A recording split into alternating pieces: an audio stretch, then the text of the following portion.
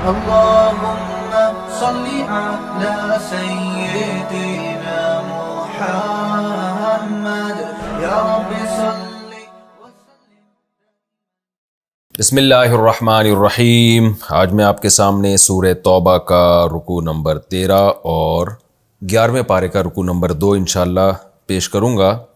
حسب معمول اس رکوع کا لفظی ترجمہ مختصر گرامر کے ساتھ، پھر انشاءاللہ اس کی تفسیر ہوگی. اعوذ باللہ من الشیطان الرجیم، بسم اللہ الرحمن الرحیم. والسابقون الاولون من المہاجرین والانصار، اور سبقت کرنے والے. السابق آسان لفظ ہے، سبقت کرنے والے. الاولون جو پہلے ہیں، اول پہلے کو کہتے ہیں، اولون اس کی جمع آتی ہے. من المہاجرین والانصار جو مہاجرین میں سے ہیں اور انصار میں سے ہیں. والذین اور وہ لوگ اتبعوہم باحسان جنہوں نے اتباع کی ان پہلوں کی، احسان عمدگی کے ساتھ، اخلاص کے ساتھ. احسان کا ترجمہ ایکسیلنسی تو آتا ہے، اخلاص بھی آتا ہے، کہ یعنی اخلاص کے ساتھ انہوں نے اپنے سے پہلوں کی اتباع کی. تو کیا ہے ان کے بارے میں؟ اللہ کہتے ہیں رضی اللہ عنہم، اللہ راضی ہو گیا ان سے. ورضوا عنہ اور وہ راضی ہو گئے اللہ سے. وَأَعَدَّ لَهُمْ جَنَّاتٍ تَجْرِي تَحْتَهَا الْأَنْهَارُ اور اللہ نے تیار کر کے رکھی ہے ان کے لیے جنت جس کے نیچے نہریں بہتی ہیں. خالدین فیہا ابدا جس میں یہ ہمیشہ ہمیشہ رہیں گے. ذَلِكَ الْفَوْزُ الْعَظِيمُ یہ بہت بڑی کامیابی ہے. وَمِمَّن ممن اصل میں کیا تھا؟ من من. اور ان میں سے جو حولکم جو تمہارے حول میں ہیں، ارد گرد ہیں. حول ارد گرد کے ایریے کو کہتے ہیں، اسی سے ماحول نکلا ہے. اصل میں ماحول کا لفظ پتہ ہے کیا تھا؟ یہ تھا ما حولکم. ما کا معنی وہ چیز، حولکم جو تمہارے دائیں بائیں ہیں. تو اسی سے عربی اردو میں جب یہ لفظ آیا تو ماحول بن گیا، یعنی آپ کے دائیں بائیں کا جو ایریا ہے اور جو انوائرمنٹ ہے اس کو کہا جانے لگا. تو لیکن حول اصل میں ہوتا ہے آپ کے ارد گرد. وَمِمَّن اور ان لوگوں میں سے حولکم جو آپ کے ارد گرد رہتے ہیں، من الاعراب دیہاتیوں میں سے، یعنی آپ کے ارد گرد جو دیہاتی ہیں ان میں سے بھی منافقون منافق ہیں، یعنی کچھ دیہاتیوں میں لوگ بھی ایسے ہیں جو منافق ہیں. وَمِنْ أَهْلِ الْمَدِينَةِ اور مدینہ والوں میں سے بھی کچھ منافق ہیں. مردو علی النفاق، مرد یمردو کا معنی ہوتا ہے ڈھیٹ پنے کے ساتھ نا کسی چیز پہ قائم رہنا، یعنی ضد اور ہٹ دھرمی کے ساتھ ایک چیز پہ ڈٹے رہنا. تو ہم کیا ترجمہ کریں گے؟ مردو علی النفاق جو اپنے نفاق پر ڈٹے ہوئے ہیں، گھسے ہوئے ہیں اس نفاق میں، نکلنے کا نام نہیں لے رہے. لا تعلمہم یہ وہ منافقین ہیں جن کو تم نہیں جانتے. نحن نعلمہم اللہ کہتا ہے ہم ان کو جانتے ہیں. سنعذبہم مرتین ہم ان کو عذاب دیں گے، مرتین دو مرتبہ. ثم اس کے بعد پھر یردون یہ لوٹائے جائیں گے، الی عذاب عظیم بہت بڑے عذاب کی طرف. وآخرون اور کچھ دوسرے لوگ ایسے ہیں، اعترفوا بذنوبہم جو اپنے گناہوں کے معترف ہیں، ان سے خطا ہوئی وہ اس کے اعتراف کرتے ہیں کہ ہم سے غلطی ہوئی. یہ وہ لوگ ہیں خلطوا عملا صالحا انہوں نے خلط کیا ہے، ملا دیا ہے نیک عمل کو. وآخرا اور کچھ دوسرے ایسے عمل ہیں سیئہ جو برے ہیں، یعنی اچھائیاں برائیاں ان کی مکس ہیں، ایسے لوگ بھی ہیں. عسى اللہ امید ہے کہ اللہ تعالیٰ، کیا امید ہے؟ ان یتوب علیہم کہ اللہ ان کی توبہ قبول کرے گا. میں نے بار بار بتایا توبہ کی نسبت جب اللہ کی طرف ہو تو اس کا معنی توبہ کرنا نہیں بلکہ توبہ قبول کرنا. عسى اللہ ان یتوب علیہم اللہ سے امید ہے کہ اللہ ان پر متوجہ ہوگا، یعنی ان کی توبہ قبول کرے گا. ان اللہ غفور الرحیم بے شک اللہ تعالیٰ معاف کرنے والا اور رحم کرنے والا ہے. خذ من اموالہم صدقہ آپ لیجئے ان کے مالوں میں سے صدقہ، یعنی جب یہ صدقہ لے کر آئیں آپ کے پاس غریبوں پہ خرچ کرنے کے لیے تو آپ ان سے قبول کر لیں. اس سے ہوگا کیا؟ تطہرہم آپ ان کو پاک کر دیں گے اس کے ذریعے. وتزکیہم اور ان کا تزکیہ کر لیں گے. یہ تزکیہ اور تطہیر ایک ہی معنی ہے، یعنی ہر طرح سے آپ ان کو پاک صاف کر دیں گے، ان کی خطائیں بھی معاف ہو جائیں گی، اس کے آثار ختم ہو جائیں گے. وَتُزَكِّيهِمْ بِهَا صدقے کے ذریعے آپ ان کا تزکیہ کریں گے. وصلی علیہم، اور آپ ان کے لیے دعا بھی کیجئے۔ صلی، صلی یصلی کا اصل معنی ہوتا ہے عربی میں دعا کرنا، تو کیونکہ نماز جنازہ بھی دعا ہے اس لیے اس کو بھی صلاۃ کہا جاتا ہے، تو چونکہ یہاں بات زندہ کی ہو رہی ہے تو اس لیے ہم اس کا ترجمہ نماز جنازہ کے بجائے دعا سے کریں گے۔ وصلی علیہم، اور آپ ان کے لیے دعا کیجئے۔ ان صلاتک، بے شک آپ کی دعا، سکن لہم، ان کے لیے سکون کا ذریعہ ہے۔ واللہ سمیع علیم، اور اللہ سننے والا اور جاننے والا ہے۔ الم یعلموا، کیا یہ لوگ جانتے نہیں ہیں، ان اللہ هو یقبل التوبۃ عن عبادہ، کہ وہ توبہ قبول کرتا ہے اپنے بندوں سے، ویأخذ الصدقات، اور اللہ ہی صدقے وصول کرتا ہے، وان اللہ هو التواب الرحیم، اور بے شک اللہ تعالیٰ خوب توبہ قبول کرنے والا اور رحم کرنے والا ہے۔ وَقُلِ اعْمَلُوا، اصل میں تھا قُلْ اعْمَلُوا، اور آپ ان سے کہہ دیجئے اعْمَلُوا، عمل کرو تم، فَسَيَرَى اللَّهُ عَمَلَكُمْ، عن قریب اللہ تمہارے عمل کو دیکھے گا، وَرَسُولُهُ، اور رسول بھی دیکھیں گے، وَالْمُؤْمِنُونَ، اور باقی مومنین بھی دیکھیں گے، وَسَتُرَدُّونَ، واو کا معنی اور سا کا معنی عن قریب، تردون، تم لوٹائے جاؤ گے، رد کیے جاؤ گے، اِلَى عَالِمِ الْغَيْبِ وَالشَّهَادَةِ، اس ذات کی طرف جو غیب کا علم بھی جانتا ہے اور جو چیزیں ظاہر ہیں، شہادت کا مطلب جو ظاہر ہیں ان کا علم بھی جانتا ہے۔ فَيُنَبِّئُكُم، پس وہ اللہ تمہیں خبر دے گا، بِمَا كُنتُمْ تَعْمَلُونَ، ان اعمال کی جو تم کیا کرتے تھے۔ وَآخَرُونَ، اور کچھ لوگ ایسے ہیں، مُرْجَوْنَ، ارجا یرجی ارجاءً کا معنی مہلت دینا، امید دلانا، دونوں معنی میں آتا ہے۔ رجا کہتے ہیں امید کو، یہاں ارجا کا معنی مہلت دینا ہے، مہلت دینے کے معنی میں بھی آتا ہے۔ تو مرجون اصل میں تھا مرجویون، ان کو مہلت دی گئی ہے۔ وآخرون مرجون، یعنی ان کا مہلت کا مطلب یہاں ہوگا ملتوی کیا گیا، ان کا معاملہ ڈیلے کیا گیا ہے۔ وآخرون مرجون لأمر اللہ، اور کچھ ایسے لوگ بھی ہیں جو اللہ کے حکم کے وقت تک کے لیے ان کے معاملے کو ڈیلے کیا گیا ہے، یعنی ان کو ڈیلے کیا گیا ہے اللہ کے حکم تک کے لیے۔ کیا مطلب؟ ان کے معاملے کو ڈیلے کیا گیا ہے۔ وہ معاملہ کیا ہے؟ یعنی اس وقت تک کے لیے ان کا معاملہ لٹکا ہوا ہے، ان کو ڈیلے کیا گیا ہے کہ ابھی صبر کرو، اللہ کا حکم تمہارے بارے میں آئے گا تو ہم بتائیں گے تمہارے ساتھ کیا کرنا ہے۔ وہ کیا حکم ہے؟ اما یعذبہم، اما کا معنی ہوتا ہے یا تو اللہ ان کو عذاب دے گا، و اما یتوب علیہم، یا اللہ ان کی توبہ قبول کر لے گا۔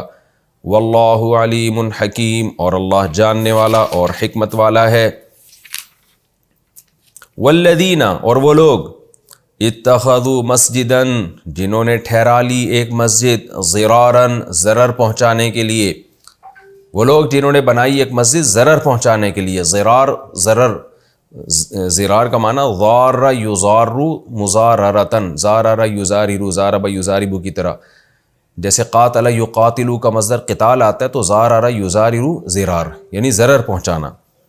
وکفرن، اور کفر کے لیے، وتفریقا بین المؤمنین، اور مسلمانوں میں پھوٹ ڈالنے کے لیے، وارصادا لمن حارب اللہ ورسولہ من قبل، اور اس شخص کی گھات بنانے کے لیے، اس شخص کا ٹھکانہ بنانے کے لیے، لمن، اس شخص کا، حارب اللہ ورسولہ، جو اللہ اور اس کے رسول سے جنگ کرتا رہا ہے، من قبل، اس سے پہلے۔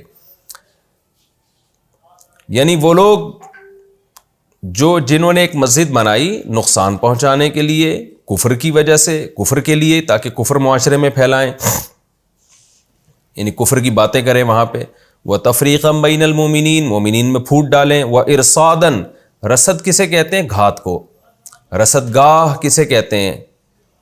جو سائنسدان جس میں جو ہے نا گھات لگانے کے لیے بیٹھتے ہیں، ستاروں کو دیکھ رہے ہوتے ہیں، اس کو رصد گاہ، یہ لفظ عربی سے آیا ہے، کیونکہ پہلے جو مسلمان سائنٹسٹ تھے وہ بیٹھے رہتے تھے گھات میں خوردبینیں دوربینیں لگا کے، تو وہیں سے یہ لفظ جو ہے نا رصد گاہ، تو مرصد یا مرصاد گھات کو کہا جاتا ہے، انتظار، ترصد۔ تو یہاں مطلب کیا ہے کہ ٹھکانہ، یعنی وہ بیٹھے گا یہاں، تعاقب بھی کرے گا اور مشورے بھی لے گا۔ کون؟ وہ شخص جو اللہ اس کے رسول سے جنگ کرتا رہا ہے۔ تو ان لوگوں کا حکم کیا ہے وہ آگے آ رہا ہے، لیکن درمیان میں اللہ ایک بات ان کے بارے میں کہہ رہے ہیں، وَلَا يَحْلِفُنَّ، یہ لوگ حلف اٹھائیں گے ضرور بالضرور۔ کیا حلف اٹھائیں گے؟ ان اردنا کہ نہیں ارادہ کیا ہم نے الا الحسنى مگر اچھائی کا، یعنی ہم نے مسجد بنائی ہے اور ہمارا ارادہ اچھائی ہے۔ واللہ ان کے بارے میں اللہ کہتا ہے واللہ یشہد اللہ گواہی دیتا ہے انہم کہ بے شک یہ لوگ لکاذبون البتہ تحقیق کاذبون جھوٹے ہیں اس دعوے میں۔ لا تقم فیہ ابدا اے نبی آپ قیام نہ کریں اس مسجد میں ابداً کبھی بھی۔ قام یقوم قیامن کا معنی قیام کرنا، آپ اس میں کبھی بھی قیام نہ کریں یعنی نماز نہ پڑھیں یہاں جا کے۔ لمسجد لام تاکید کے لیے، مسجد کا معنی مسجد، اسیسا کا تاسیس کسے کہتے ہیں؟ بنیاد رکھنا، کسی چیز کو بنانا۔ اساس اردو میں لفظ استعمال ہوتا ہے نا، کہتے ہیں اس چیز کی اساس یہ ہے۔ لمسجد اسسا علی التقوی، وہ مسجد جس کی بنیاد تقوی پر رکھی گئی، من اول یوم پہلے دن سے ہی، یعنی پہلے دن سے ہی اس کی بیس ہی تقوی تھی، تقوی کی بیس پہ اس کی بنیاد رکھی گئی۔ احق وہ زیادہ حقدار ہے، احققو تھا اصل میں، کمپیئر ہے نا، کمپیریٹیو ڈگری یعنی اس میں تفضیل، وہ زیادہ حقدار ہے ان تقوم فیہ کہ آپ اس میں قیام کریں، اس میں نماز پڑھیں۔ فیہ رجال اس مسجد میں ایسے لوگ ہیں یحبون جو یہ بات کو پسند کرتے ہیں ان یتطہروا کہ وہ خوب خوب پاکیزگی اختیار کریں۔ تطہر طہارت سے نکلا ہے، تطہر تو تطہروا ایک ہوتا ہے طہارت، ایک ہے تطہر۔ تطہر باب تفاعل ہے، تفاعل کے باب میں تکلف پایا جاتا ہے، تو اس کا ترجمہ کیا ہوگا کہ اس مسجد میں ایسے لوگ آتے ہیں جو یہ چاہتے ہیں، جو پسند کرتے ہیں اس بات کو ان یتطہروا کہ خوب خوب پاکیزگی اختیار کریں، خوب پاک صاف رہیں۔ واللہ یحب المطہرین، مطہرین اصل میں تھا متطہرین، متصرفین کی طرح، متکلفین کی طرح باب تفاعل سے، تو متطہرین کو مطہرین پڑھا گیا ہے۔ واللہ یحب المطہرین اور اللہ خوب خوب پاک رہنے والوں کو پسند کرتا ہے۔ افمن تو کیا من وہ شخص اسس بنیانہ علی تقوی من اللہ کہ جس نے بنیاد اس ایک مسجد کی بنیاد رکھی ہو علی تقوی من اللہ اللہ کی طرف سے تقوی پر۔ افمن تو کیا وہ شخص اسس بنیانہ جس نے اس مسجد کی بنیاد رکھی ہو علی تقوی من اللہ اللہ کی طرف سے تقوی و رضوان اور رضا، یعنی اللہ کی طرف سے تقوی اور اللہ کی رضا کی بیس پہ بنیاد رکھی ہو مسجد کی، خیرن کیا وہ شخص بہتر ہے، ام من اسس بنیانہ یا وہ شخص بہتر ہے جس نے ایک مسجد کی بنیاد رکھی، بنیاد ہی کو کہتے ہیں، بنا عمارت کو کہا جاتا ہے۔ علی شفا جرفن، شفا کنارے کو کہتے ہیں، جرف کہتے ہیں جو پانی کا کنارہ ہوتا ہے نا، جیسے کنویں کا کنارہ جو گرنے والا کنارہ ہوتا ہے، جو بالکل گرنے والا اس لیے کہہ رہا ہوں کہ وہ جو کنویں کا بالکل سائڈ کے جو کنارے ہوتے ہیں یا نہر کے جو سائڈ کے کنارے ہوتے ہیں، تو اس کے بارے میں خطرہ ہوتا ہے گیلے جب زیادہ ہوں گے یا پانی اوپر جائے گا تو یہ نیچے گر جائیں گے۔ ہارن یا ہاریون تھا اصل میں، زاربن کی طرح، اس کا معنی بھی گرنے والا، اور فنہارا یہ تھا اصل میں فنہیارا، انہیار، اس کا معنی بھی گرنا، فنہارا بہی فی ناری جہنم۔ اب ترجمہ دیکھیں، دوبارہ ترجمہ کر دیتا ہوں۔ افمن اسس بنیانہ تو کیا وہ شخص جس نے اس مسجد کی بنیاد رکھی ہو علی تقوی من اللہ و رضوان اللہ کی طرف سے تقوی اور رضوان یعنی رضا کی بنیاد پہ، ایک وہ شخص ہے جس نے اللہ کے تقوی یعنی اللہ کا خوف، تقوی خوف کو کہتے ہیں نا، اللہ کے خوف اور اللہ کی رضا کی بیس پہ مسجد کی بنیاد رکھی ہو، یعنی مسجد کی بنیاد کے پیچھے جذبہ کیا ہے؟ اللہ کا تقوی، اللہ کا خوف اور اللہ کی خوشی، اللہ کی رضا، اس بیس پہ جس نے بنیاد رکھی ہو، خیرن وہ زیادہ بہتر شخص ہے، من اسس بنیانہ یہ وہ زیادہ بہتر ہے جس نے مسجد کی بنیاد رکھی ہو علی شفا جرفن ایک پانی کے کنارے کے، یعنی جرف بھی کنارے کو کہتے ہیں، شفا کا معنی بھی کنارہ، تو یعنی پانی کے کنارے پر، تو مراد کیا ہے؟ پانی کے کنارے کے اوپر، یعنی وہ شفا اسی کو ڈیفائن کر رہا ہے، اسی کی تاکید کر رہا ہے، شفا جرفن جرف کے کنارے پر، تو یہ جو جرف کا کنارہ ہے، ظاہر ہے جیسے جرف میں خطرہ ہوتا ہے کہ نیچے گر جائے گا، تو جرف کا جو کنارہ ہے وہ بھی تو، اس میں بھی تو خطرہ ہے کہ جرف گرتے ہی وہ بھی گر جائے گا. تو اللہ کہتے ہیں علی شفا جرف ہار، ایک ایسے کنویں کے کنارے پر، ہارن جو گرنے والا ہے، جس کے بارے میں ویسے بھی خطرہ ہے کہ تھوڑا سا سیلابی ریلا اوپر آیا تو یہ ویسے ہی گر جائے گا. اور پھر ہوا کیا؟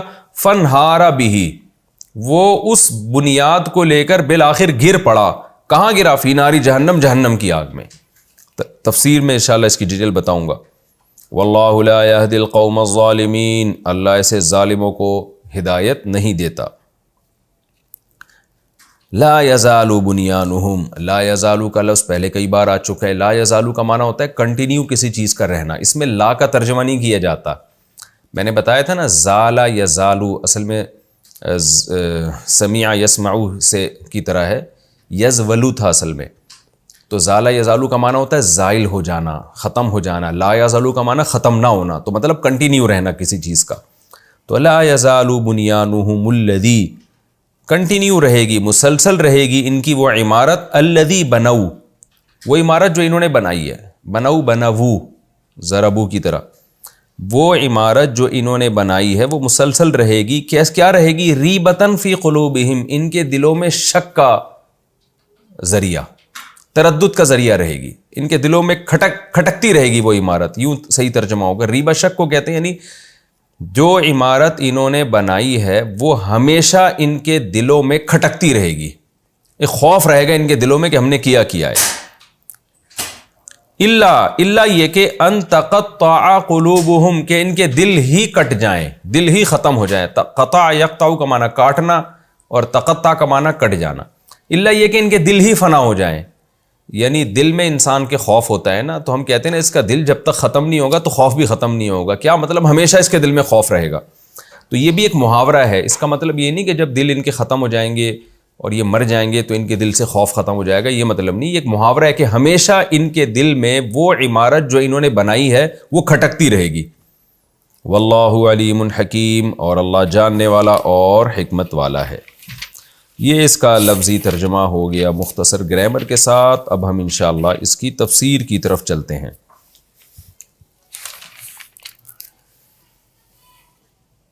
سورہ توبہ کا رکوع نمبر 13 اور 11ویں پارے کا رکوع نمبر 2. اس سے پہلے جو تبصرہ یعنی جو تفسیر چل رہی تھی زیادہ تر منافقین کے حوال چل رہے تھے. اب اللہ تعالیٰ منافقین کے جو بالکل اپوزٹ لوگ ہیں، جو اعلیٰ درجے کے مومن ہیں، ان کی تعریف بھی کر رہے ہیں. قرآن کی عادت ہے جہاں برے لوگوں کی برائی کرتا ہے وہاں اچھے لوگوں کو بھی قرآن ہائی لائٹ کرتا ہے. آپ نے دیکھا ہوگا آج بہت سے لوگ معاشرے کی برائی ایسے کرتے ہیں کہ جیسے معاشرے میں اچھے بندے ہیں ہی نہیں، اور بعض لوگ اچھائی ایسے کرتے ہیں کہ جیسے برائی ختم ہو گئی ہے. تو اچھائی برائی ہمیشہ ساتھ ساتھ چلتی رہے گی. تو قرآن اچھے لوگوں کا تذکرہ بھی کر رہا ہے. والسابقون الاولون، وہ لوگ جو سبقت لے گئے کس چیز میں؟ ایمان اور عمل میں. ایمان اور عمل میں جو صحابہ سبقت لے گئے، الاولون جو پہلے ہیں، یعنی پہلے مسلمان ہوئے، نبی صلی اللہ علیہ وسلم کا شروع میں انہوں نے ساتھ دیا، کیونکہ یہ آیتیں مکہ فتح ہونے کے بعد نازل ہو رہی ہیں. غزوہ تبوک تو مکہ فتح ہونے کے بعد ہوئی ہے. تو قرآن ان لوگوں کی تعریف کر رہا ہے کہ جو پہل کر گئے، من المہاجرین والانصار، چاہے وہ مہاجرین میں سے ہوں یا انصار میں سے ہوں. اور پھر دوسرے نمبر پہ قرآن بیان کر رہا ہے والذین اتبعوہم، اسی طرح وہ لوگ جنہوں نے ان پہلوں کی اتباع کی، بِإِحْسَانٍ، اخلاص کے ساتھ، اچھے جذبے کے ساتھ، ایکسیلنسی کے ساتھ پورا ان کو فالو کیا. تو سب کے لیے اللہ کا وعدہ ہے. وہ کیا وعدہ ہے؟ رضی اللہ عنہم، اللہ ان سے راضی ہو گیا. ورضوا عنہ، اور وہ اللہ سے راضی ہے. وہ اللہ سے کیا مطلب اللہ سے راضی ہیں؟ اللہ ان سے راضی ہو گیا، یہ تو سمجھ میں آتا ہے کہ جو پہلے گزر چکے ہیں ہم نے ان کو فالو کرنا ہے، صحابہ، تابعین، تبع تابعین. تو یہ قیامت تک کے لوگ اس میں آ گئے. جو بھی قیامت تک مسلمان آئیں گے، جو صحابہ، تابعین، تبع تابعین اور اپنے پہلے سے بزرگوں کو فالو کریں گے شریعت کے معاملے میں، تو اللہ سب کو خوشخبری دے رہا ہے کہ یہ اللہ سے راضی ہیں، اللہ ان سے راضی ہے.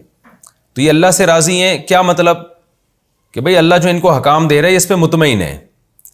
منافقین کی طرح نہیں ہے کہ جب مشکل حکام آئے تو پھر یہ اللہ نے کیا حکم دے دیا، یہ تو بڑا مشکل حکم دے دیا، تو بڑی ٹینشن والا حکم دے دیا.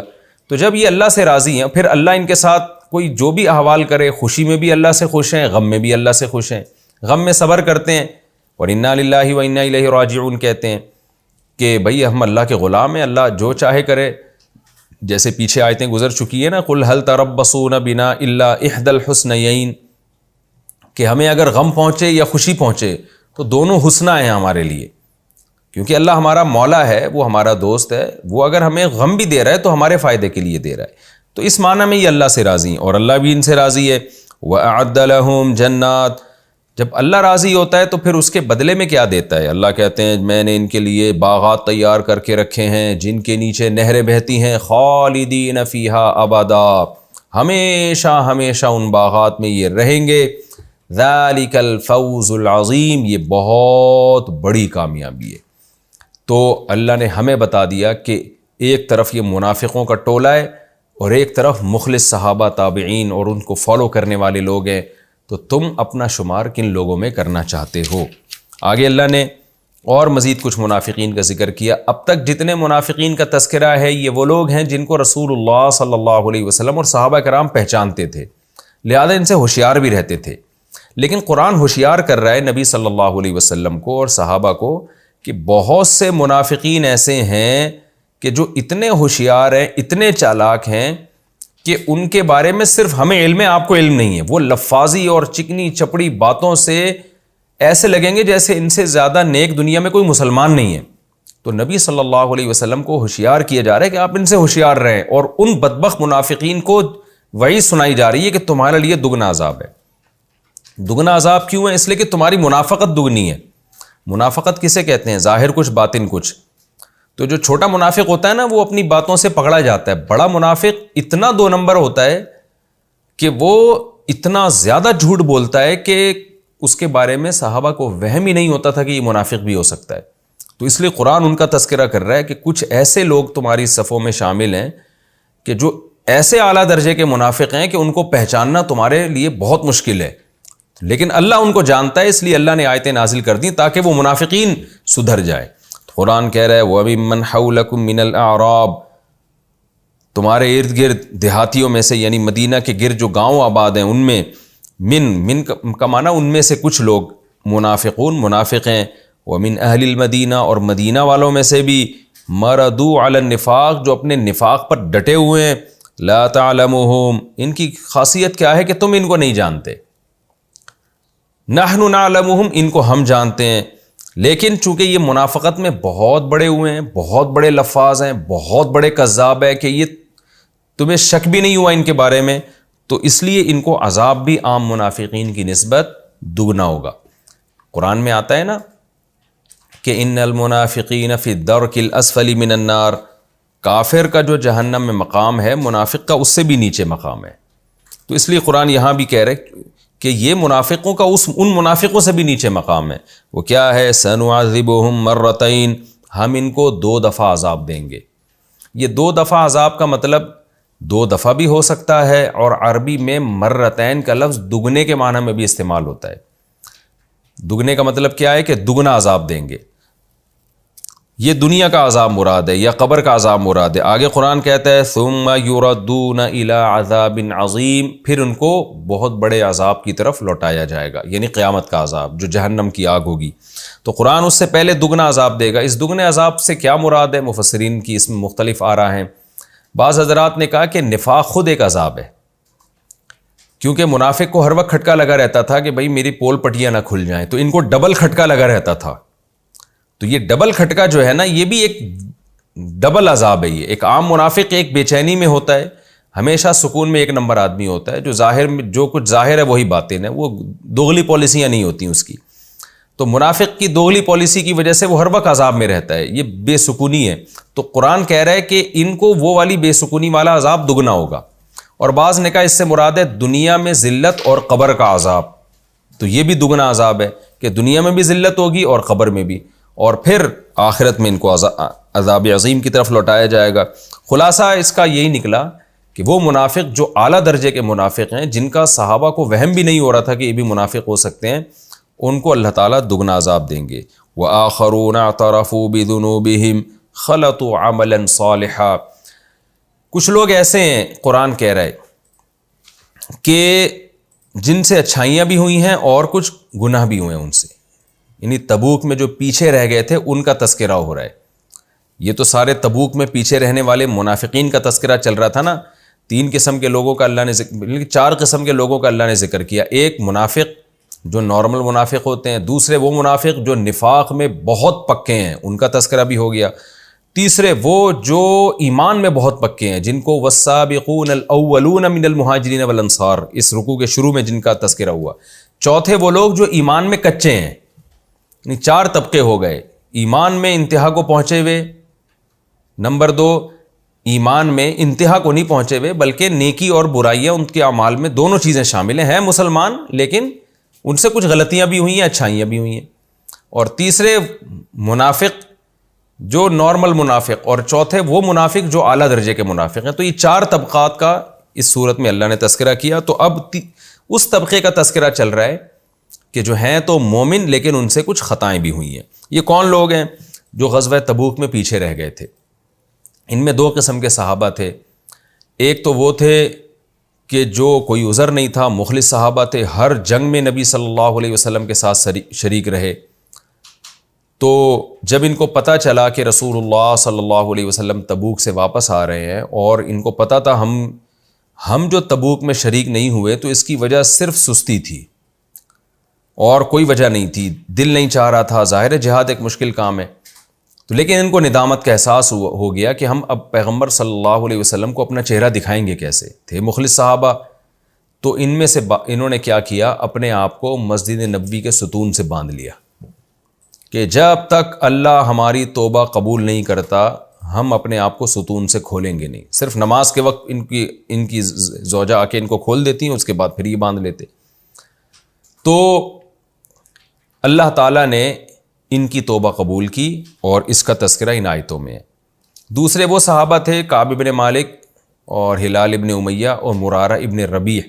ان میں مرارہ ابن ربیع تھوڑے سے ایجڈ تھے اور ہلال ابن امیہ بھی تھوڑے ایجڈ تھے، اور یہ جو کعب ابن مالک تھے یہ بالکل ینگ اور جوان تھے.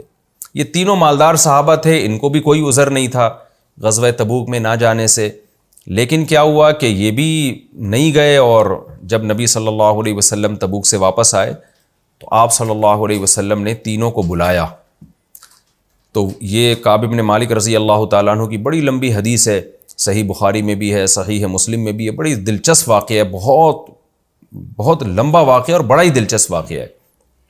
تو آپ کو موقع ملے تو یہ پورا ڈیٹیل سے واقعہ پڑھیں. تو کعب ابن مالک رضی اللہ تعالیٰ عنہ کہتے ہیں کہ ہمارے دل میں بھی وسوسے آنے لگے کہ دیکھو یہ جو منافق لوگ ہیں جھوٹ بولتے ہیں کہ یہ عذر تھا اور نبی ان کے عذر کو قبول کر کے چھوڑ دیتے ہیں. تو شیطان ہمارے دل میں بھی وسوسے ڈال رہا تھا کہ ہم بھی آ کے کوئی بہانہ کر دیں. بعض لوگوں نے بھی کہا بھائی تم بھی بہانہ کر دو ورنہ نبی کتنے غضبناک ہوں گے تمہارے اوپر. تو نبی کے غضب سے بچنا بھی تو اللہ کا حکم ہے. کہتے ہیں لیکن ہم نے فیصلہ کیا کہ ہم سچ بولیں گے، ہم جھوٹ نہیں بولیں گے. ٹھیک ہے نبی ناراض ہو جائیں گے لیکن یہ ناراضی وقتی ہوگی. اگر ہم نے جھوٹ بول دیا تو اللہ سے کون بچ سکتا ہے اللہ کے عذاب سے. ہمیں پتہ تھا کہ نبی صلی اللہ علیہ وسلم ہم سے بہت غضبناک ہوں گے، کیونکہ یہ تو نبی نے بہت دن پہلے سے حکم دیا ہوا تھا تبوک میں نکلنا ہے اور شدید لڑائی ہے. تو حضرت کعب ابن مالک رضی اللہ تعالیٰ عنہ فرماتے ہیں کہ میں اور میرے دونوں ساتھی آئے تو نبی کی خدمت میں بیٹھے. آپ صلی اللہ علیہ وسلم نے ہم سے پوچھا آپ تینوں کیوں غائب ہو گئے؟ الم تکن قد ابتعت ظہرک، اے کعب کیا تیرے پاس سواری نہیں تھی، تو نے سواری نہیں خریدی تھی؟ حضرت کعب بن مالک فرماتے ہیں ہم نے بالکل سچ کہہ دیا، یہاں تک بھی کہہ دیا کہ یا رسول اللہ جتنا مال میرے پاس اس موقع پر تھا اس سے پہلے کبھی بھی میرے پاس اتنا مال نہیں تھا. اللہ نے مجھے بہت نوازا تھا، کوئی عذر نہیں تھا اور کوئی میرے پاس عذر نہیں ہے جو میں آپ کے سامنے پیش کروں. غلطی ہے، گناہ کا معترف ہوں میں. تو بخاری مسلم کی حدیث ہے، آپ صلی اللہ علیہ وسلم نے ان سے فرمایا قم حتی یقضی اللہ فیک. دونوں صحابی کو بھی کہا کہ آپ بھی جائیں اور کعب بن مالک کو کہا کہ آپ بھی جائیں، اللہ آپ کے بارے میں فیصلہ کرے گا. جن کا ان آیتوں میں تذکرہ ہے وآخرون مرجون لامر اللہ، وہ ہم ابھی تفسیر میں پڑھتے ہیں. تو میں چھوٹا سا یہ واقعہ ذرا مختصر لفظوں میں آپ کے سامنے پیش کر دوں تاکہ یہ تفسیر پوری طرح سمجھ میں آئے. تو کعب بن مالک رضی اللہ تعالیٰ عنہ اور تینوں صحابہ چلے گئے اور ان کے بارے میں آرڈر یہ ہوا کہ تمام صحابہ کو نبی نے حکم دے دیا کوئی بھی ان سے بات نہ کرے. اچھا حضرت کعب بن مالک فرماتے ہیں نبی کے چہرے پہ غصے اور غضب کے آثار بھی تھے، کیونکہ یہ مخلص لوگ تھے، یہ تو اپنے لوگ تھے. منافقین کے تو آپ عذر سنتے اور کہتے ٹھیک ہے جاؤ اللہ فیصلہ کرے گا تمہارے، یعنی جو تم ظاہر میں کہہ رہے ہو ہم مان لیتے ہیں کہ عذر ہوگا. یہ اپنے لوگ تھے اور انہوں نے اعتراف بھی کیا, تو آپ نے ان کو حکم دیا کہ جاؤ, اور پھر صحابہ کو حکم دیا کہ ان سے کوئی بھی بات چیت نہ کرے. تو حضرت کعب بن مالک فرماتے ہیں کہ یہ دونوں بوڑھے تو گھر میں بیٹھ گئے, تھوڑے ایجڈ تھے, میں تو بازار میں چلتا تھا, نہ کوئی مجھ سے سلام کرتا, نہ کوئی سلام دعا میں سلام کرتا جواب نہیں ملتا مجھے. کہتے یہاں تک کہ میں نماز پڑھنے کے لیے آتا مسجد میں, تو میں دیکھتا کہ جب میں نماز پڑھ رہا ہوں تو نبی میری طرف توجہ کرتے, جیسے ہی میں سلام پھیرتا تو نبی صلی اللہ علیہ وسلم اپنا چہرہ انور مجھ سے پھیر لیتے تھے. کہہ رہے مجھ پر یہ حالات ہو گئے, یعنی 40 دن انہوں نے اس حال میں گزارے ہیں. کہتے ہیں یہ حالات ہو گئے کہ زمین اپنی کشادگی کے باوجود ہمیں جیل خانہ لگنے لگی تھی. 40 دن بہت ہوتے ہیں. اسی اسنا میں کہتے ہیں کہ میں مدینہ کے بازار میں چل رہا تھا کہ اچانک مجھے آواز آئی, من یدلنی علی کعب بن مالک. شام کی طرف سے کوئی بادشاہ آیا تھا عیسائیوں کا, اس کو پتہ چلا تھا کہ کعب بن مالک ایک جوان آدمی ہیں اور محمد صلی اللہ علیہ وسلم کے ساتھ ساری جنگوں میں شریک رہے اور عزت دار آدمی ہے, لیکن ان کے ساتھیوں نے ان کے ساتھ بہت ظلم کیا ہوا ہے, سب نے معاشی بائیکاٹ کیا ہوا ہے, کوئی ان سے بات چیت نہیں کرتا. تو اس غیر مسلم بادشاہ نے ارادہ کیا کہ کعب بن مالک کو ابھی ورغلانے کا ہمارے پاس بہترین موقع ہے کہ بھئی دیکھو, میں ان کو کہوں گا کہ تم جو ہے تمہارے معاشرے میں عزت نہیں ہے, تم نے پیغمبر کا اتنا ساتھ دیا جنگوں میں, تو اپنے ساتھیوں کا اتنا ساتھ دیا, اور آج ان لوگوں نے تمہارا یہ حشر کیا ہے. یعنی حضرت کعب بن مالک فرماتے ہیں کہ ہمیں یہ بھی, ہماری بیویوں کو بھی حکم دے دیا تھا کہ ان سے علیحدگی اختیار کر لو. تو وہ جو 2 بوڑھے صحابی تھے انہوں نے تو قاصد بھجوا کے نبی سے اجازت لے لی کہ یا رسول اللہ ہم بوڑھے ہیں, ہمیں زوجہ میں رغبت بھی نہیں ہے, اور لیکن اگر ہم یہ ہماری بیویاں بھی ساتھ چھوڑ دیں گی تو ہماری گھر میں خدمت کرنے والا کوئی بھی نہیں ہے. تو وہ کہتے ہیں کہ ان دونوں کو اجازت نبی نے دے دی کہ ٹھیک ہے ان کی زوجات ان کی خدمت کر سکتی ہیں, لیکن ان سے جو ازدواجی تعلق ہوتا ہے وہ رکھنے کی اجازت نہیں. تو ان دونوں صحابہ نے عرض کیا کہ ہمیں جب سے نبی ہم سے ناراض ہوئے ہیں, ان کی زوجات نے کہا کہ یا رسول اللہ ہمارے شوہر جو ہے ان کے تو حلق سے نوالا نہیں اتر رہا, تو ان کے زوجہ کی طرف رغبت کا تو سوال ہی پیدا نہیں ہوتا, یہ تو رو رہے ہیں, مسلسل رو رہے ہیں اس دن سے جس دن سے نبی صلی اللہ علیہ وسلم نے اپنے رخسار کو ان سے پھیرا ہے, اس وقت سے یہ مسلسل رونے میں لگے ہوئے ہیں. تو حضرت کعب بن مالک کہتے ہیں مجھے جب پتہ چلا تو میں نے سوچا میں بھی نبی سے اجازت لوں کہ میری زوجہ بھی میرے ساتھ رہ لے, کیونکہ زوجہ بھی چھوڑ کے چلی گئیں.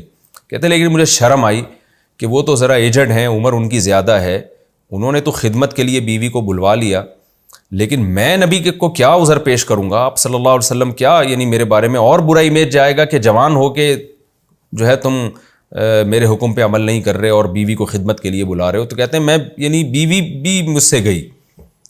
تو کہتے ہیں اسی غم کے پہاڑ جب مجھ سے ٹوٹ رہے تھے, اور وہ کیفیت جو قرآن نے آگے بیان بھی کی ہے, تو کہہ رہے ہیں وہ غموں کے پہاڑ جب مجھ پہ ٹوٹ رہے تھے تو اسی اسنا میں میں نے دیکھا کہ ایک بادشاہ کی طرف سے, روم کا بادشاہ تھا, شام کا مجھے صحیح طرح یاد نہیں رہا, یہ میرے ذہن سے نکل گیا. خیر بادشاہ کی جو غیر مسلم بادشاہ تھا اس کا ایک قاصد مدینہ میں صدائیں لگا رہا تھا, من یدلنی علی کعب بن مالک, کون ہے جو مجھے بتائے کعب بن مالک کے بارے میں.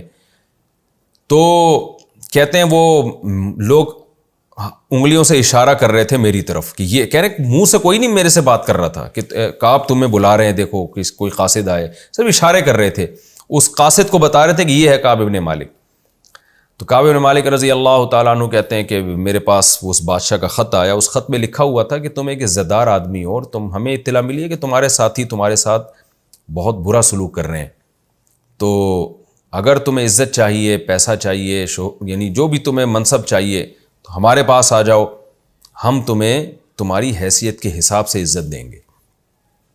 ایسے موقع پہ تو اچھا بھلا آدمی جو ہے وہ پھسل جاتا ہے, اور وہ یہ سوچ سکتے تھے کہ میں ہر جنگ میں پیغمبر کے ساتھ شریک رہوں. کہتے ہیں صرف بدر میں نہیں تھا, کیونکہ مجھے پتہ ہی نہیں تھا کہ بدر میں لڑائی ہو جائے گی. اگر بدر میں پتہ ہوتا نا کہ لڑائی ہوگی تو حضرت کعب بن مالک کہتے ہیں میں بدر میں بھی نبی کے ساتھ شریک ہوتا. وہ تو نبی صلی اللہ علیہ وسلم ایک قافلے پر حملہ کرنے کے لیے گئے تھے, ہمیں کیا پتہ تھا کہ باقاعدہ دو بدو جنگ ہو جائے گی, تو ہر جنگ میں نبی کے ساتھ تھے یہ.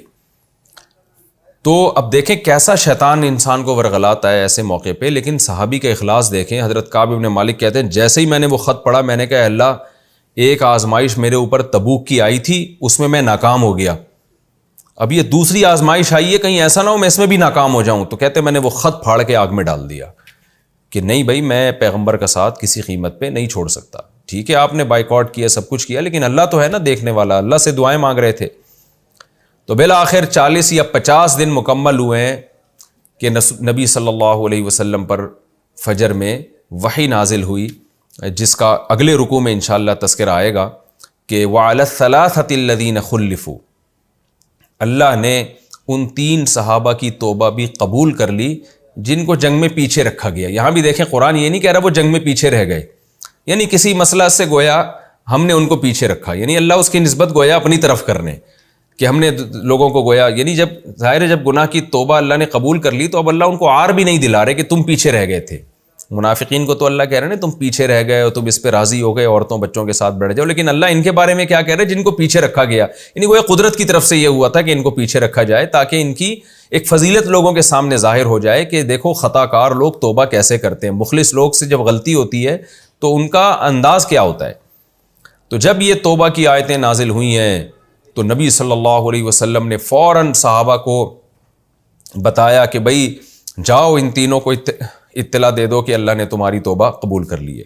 کعب بن مالک کا گھر دور تھا, کہتے ہیں میں مسجد کی چھت پہ فجر کی نماز پڑھ رہا تھا, تو جیسے ہی صحابہ کو اطلاع ملی نا کہ ان تینوں کی توبہ قبول ہو گئی ہے تو صحابہ کرام دوڑے خوشخبری دینے کے لیے, اور سب نے کوشش کی کہ ہم دوسرے سے آگے نکل کے ان کو اطلاع دیں.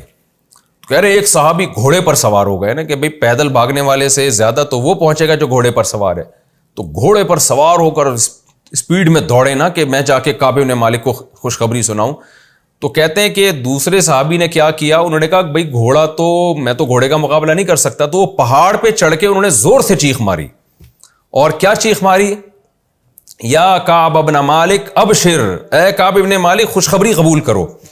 کہہ رہے تھے وکان الصوت اسرع من الخیل, جو من الفرس, کہ جو آواز کی سپیڈ ہے وہ بہرحال گھوڑے کی رفتار سے زیادہ ہے. حضرت کعب بن مالک کہتے ہیں کہ آواز کی رفتار تو گھوڑے سے زیادہ ہے. تو ان صحابی نے کیا یہ ذہانت کی کہ انہوں نے پہلے ہی جو ہے نا زور زور سے آواز مار دی, تو ان کی آواز وہ میرے کانوں تک پہنچ گئی, اور جیسے ہی میرے کان میں یہ آواز آئی ہے کہ اے کعب بن مالک خوشخبری قبول کرو, تو مجھے یقین ہو گیا کہ اللہ نے میری توبہ قبول کر لی ہے. اور میں فوراً نبی صلی اللہ علیہ وسلم کی طرف دوڑا, اور جب میں مسجد میں آیا تو میں نے دیکھا نبی صلی اللہ علیہ وسلم کا چہرہ ایسے چمک رہا تھا جیسے 14ویں کا چاند. کہتے ہیں نبی کی عادت تھی جب آپ بہت زیادہ خوش ہوتے تھے تو استنار وجہہ کأن وجہہ قطعۃ قمر, آپ کا چہرہ ایسے چمکتا تھا جیسے چاند کا ٹکڑا. تو کہتے ہیں میں نبی کی خدمت میں آ کے بیٹھا, اور نبی صلی اللہ علیہ وسلم نے فرمایا یا کعب ابشر بخیر یوم مر علیک منذ ولدتک امک, اے کعب جس دن سے تیری ماں نے تجھے جنا ہے اس دن سے آج کے دن تک تیری زندگی میں ایسا خوشی کا دن نہیں آیا جیسا آج ہے, لہذا اس دن کی خوشخبری اور مبارکباد تو قبول کر. یعنی میں تجھے مبارکباد دیتا ہوں ایک ایسے دن کی کہ جب سے تیری ماں نے تجھے جنا ہے ایسا خوشی کا دن آج تک تیری زندگی میں نہیں آیا. حضرت کعب بن مالک کہتے ہیں مجھے دل میں یہ وسوسہ تھا کہ یہ پیغمبر صلی اللہ علیہ وسلم اپنی طرف سے یہ اعلان کر رہے ہیں یا اللہ نے کوئی وحی نازل کی ہے. مجھے تو یہ فکر تھی نا کہ اللہ کو راضی کرنا ہے, اللہ نے بھی توبہ قبول کی ہے. تو کہتے ہیں میں نے فوراً عرض کیا یا رسول اللہ حل من عندک ام من عند اللہ, یہ جو آپ مجھے مبارکباد پیش کر رہے ہیں یہ آپ کی طرف سے ہے یا اللہ کی طرف سے ہے. تو فوراً پیغمبر صلی اللہ علیہ وسلم نے فرمایا لا بل من عند اللہ, اے کعب یہ میری طرف سے نہیں یہ اللہ کی طرف سے ہے, یعنی اللہ نے تیری توبہ جو ہے اس کو قبول کیا ہے. تو حضرت کعب بن مالک کہتے ہیں میں نے عرض کیا کہ یا رسول اللہ اس جو میرا مال ہے, جو میرے باغ ہے اور میرے وسائل ہیں, ان وسائل اور مال نے مجھے اللہ کے راستے میں جہاد کرنے سے روکا, تو میری توبہ کی قبولیت میں سب سے پہلی بات یہ ہے کہ سارا مال میں اللہ کی راہ میں صدقہ کرتا ہوں. تو فرماتے ہیں رسول اللہ صلی اللہ علیہ وسلم نے مجھے منع کیا, فرمایا نہیں سارا صدقہ مت کرو, اپنے لیے, اپنے بیوی بچوں کے لیے, اپنے گھر والوں کے لیے رکھو. تو حضرت کعب بن مالک کہتے ہیں اس کے بعد میں نے عزم کیا اللہ سے کہ اے اللہ تو نے سچ کی برکت سے میری توبہ قبول کی اور مجھے یہ مقام دیا میں تجھ سے وعدہ کرتا ہوں کہ میں زندگی بھر ہمیشہ سچ بولوں گا، کبھی جھوٹ نہیں بولوں گا۔ کہتے ہیں اس کے بعد سے اللہ نے مجھے بہت آزمایا، کیونکہ میں نے اللہ سے ایک ایگریمنٹ کر لیا تھا، ایک معاہدہ کر لیا تھا، تو بہت سارے مواقع پر اللہ نے مجھے آزمایا کہ لیکن میں نے سچ کا دامن نہیں چھوڑا۔ تو یہ واقعہ تھا جس کا میں نے بہت ہی مختصر کر کے بیان کیا ہے آپ کے سامنے۔ یہ تو حدیث میں بہت ہی دلچسپ اور بہت ہی طویل واقعہ ہے یہ۔ تو وقت بھی ہمارا مکمل ہو چکا ہے، خیر میں یہ بس یہ آیت پڑھ لیتا ہوں۔ وَآخَرُونَ اعْتَرَفُوا بِذُنُوبِهِمْ، اللہ کہتے ہیں کچھ ان میں ایسے ہیں جنہوں نے اپنے گناہوں کا اعتراف کیا۔ اس سے مراد وہ لوگ ہیں جنہوں نے اپنے آپ کو ستون سے باندھ لیا تھا۔ خَلَطُوا عَمَلًا صَالِحًا، جنہوں نے اچھے عمل اور کچھ برے عمل کو خلط کر دیا ہے۔ اچھا عمل کیا مطلب؟ ہر موقع پہ نبی کے ساتھ جہاد میں شریک رہے۔ برا عمل کیا؟ تبوک میں وہ پیچھے رہ گئے۔ عسى اللّہ یتوب علیہم، اللہ سے امید ہے اللہ ان کی توبہ قبول کرے گا۔ تو جب میں نے بار بار بتایا تفسیر میں کہ جب اللہ کے لیے امید کا لفظ استعمال ہوتا ہے اس کا مطلب لازمی کرے گا، تو وہ جو ستون سے بندھے ہوئے لوگ تھے ان کے بارے میں اللہ نے یہ آیتیں نازل کی، تو نبی نے ان کو خوشخبری سنائی اور انہوں نے اپنے آپ کو ستون سے کھول دیا۔ ان اللہ غفور الرحیم، بے شک اللہ معاف کرنے والا اور رحم کرنے والا ہے۔ ہمارا وقت چونکہ مکمل ہو چکا ہے، انشاءاللہ اگلے آیتوں کی تفسیر ہم انشاءاللہ اگلے ایپیسوڈ میں پیش کریں گے۔ تو اگلے ایپیسوڈ میں انشاءاللہ ہم سورہ توبہ کا رکوع نمبر 13، 11ویں پارے کا رکوع نمبر 2، اس کی تفسیر ہم انشاءاللہ یہاں سے شروع کریں گے۔ خذ من اموالہم صدقۃ تطہرہم وتزکیہم بہا، یہاں سے انشاءاللہ ہم تفسیر شروع کریں گے۔ اللہ تعالی ہمیں سمجھنے کی اور عمل کی توفیق عطا فرمائے۔ وما علینا الا البلاغ۔